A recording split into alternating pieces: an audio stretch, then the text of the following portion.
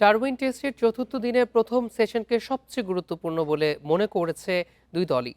মিরাজের চাওয়া দ্রুত ব্রেক থ্রু ম্যাচে নিয়ন্ত্রণ নেয়া, এখনও অস্ট্রেলিয়া ঘুরে দাঁড়াতে পারে সেটা মাথায় রেখে সতর্ক থাকতে চান মিরাজ।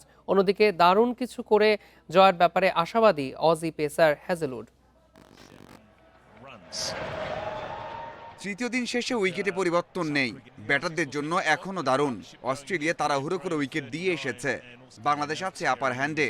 তবে টিম টাইগার একেবারে সতর্ক, ইনিংস জয় অথবা জয় নিয়ে এখনই ভাবছে না, শুধু টানা 3 দিন যা করেছে সেটাই ঠিকঠাক করতে চান মিরাজ। দেখেন, আমরা তো চাবো যে যত কম রান হয় সেটা আমাদের জন্য ভালো হয়। সো এখনও খেলার 2 দিন বাকি আছে।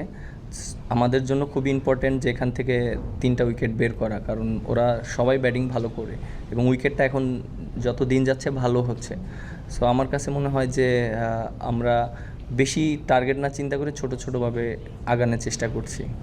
মাত্র 54 রানে অল আউট প্রস্তুতি ম্যাচে, সেখান থেকে দারুণভাবে ঘুরে দাঁড়ালো বাংলাদেশ। মিরাজ সেই ঘুরে দাঁড়ানোর বড় কাণ্ডারি, তার 65 রান ও 3টা জুটিতেই ঐতিহাসিক জয়ের সামনে বাংলাদেশ।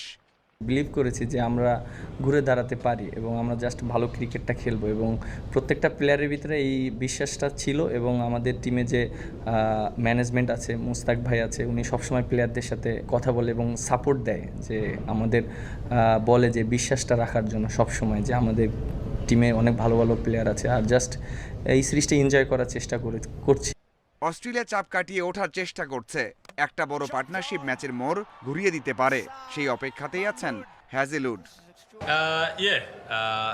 উইকেট ব্যাট করার মতোই আছে, আমরা ফোর্স করে উইকেট দিয়েছি। বাংলাদেশ ভালো শুরু পেয়েছে নতুন বলে। উইকেট কেমন আচরণ করবে বলা কঠিন, তবে পুরো দিন খেলতে চাই, সেটা করতে পারলে ভালো কিছু হবে। আর হ্যাঁ, আমরা জয়ের ব্যাপারে আশাবাদী।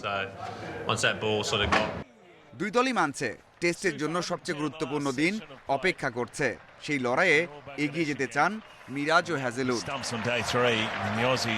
Mazharul Islam, independent news.